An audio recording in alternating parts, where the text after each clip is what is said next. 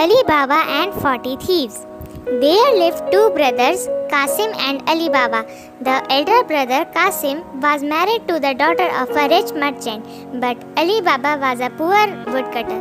One day Ali Baba was chopping wood in the forest when he saw a lot of dust rising at a distance. They must be robbers. I must hide. Said Ali Baba to himself and climbed up a nearby tree. Soon Ali Baba saw 40 men alighting from their horses. Then one robber, who seemed to be their leader, went towards a huge rock and cried, Open sesame! The very next moment, the door in the rock opened. When all the robbers had gone inside, the door closed behind them. After some time, the robbers came out. Once again, the leader cried, Shut sesame! The door closed and the robbers went away. When the robbers left, Ali Baba went to the huge rock and cried, Open sesame! and to his joy, the door opened. Ali Baba stepped into the cave and was surprised to find heaps of gold, silver, and precious jewels. He quickly stuffed his sacks with jewels and gold coins. He picked up as much treasure as his donkey could carry. Then he came out and shouted, Shut sesame! and the door in the rock closed. When Ali Baba reached home, he thought that he should weigh the gold coins. So he borrowed scales from Qasim's wife. Qasim's wife was a clever woman. She thought, why would Ali Baba need the scales? Being inquisitive, she put some wax under one of the scales, thinking that whatever Ali Baba would weigh would get stuck to the wax. After weighing the coins, when Ali Baba returned the scales, he did not notice that a coin got stuck to the weighing scales.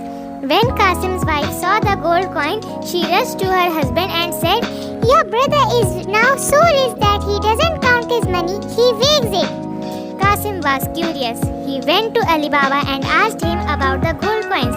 Ali Baba told his brother everything about the cave. Qasim left for the cave immediately along with all his mules.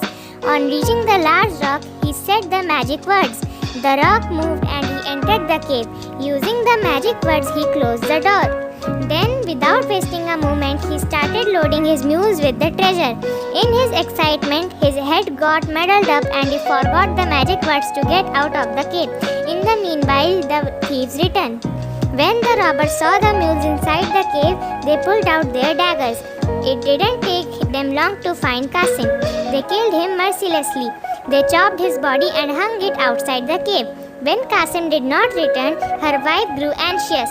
She went to Ali Baba, shared her worries, and asked him to help. Ali Baba set out for the cave. He was horror-stricken and sad to see Qasim's body hanging outside the cave. Hurriedly, he put the body inside a bag and returned home. Ali Baba told Qasim's slave, Morgiana, about Qasim's death and said, Your master's death must be kept a secret. It should appear that he died in a natural death. Morgiana was an intelligent young girl. She found an old cobbler. She gave him a gold coin, blindfolded him and made him follow her. She took him to the Ali Baba's house where the old cobbler sewed up Qasim's body. When the robbers returned to the cave, they were shocked to see the body missing. Someone else knows our secret too. We must find him, said their leader. Next day, one of the robbers came to the city disguised as a traveler. He met the same cobbler who had sewed Qasim's body. While talking, the cobbler told him that he had sewn a dead body. The robber was glad to hear that and said, Old man, take me to that house in return for 10 gold coins. The cobbler said that he would be able to do so if he was blindfolded. The robber did that and soon they were standing outside Ali Baba's house. The robber marked the door with a cross and returned happily.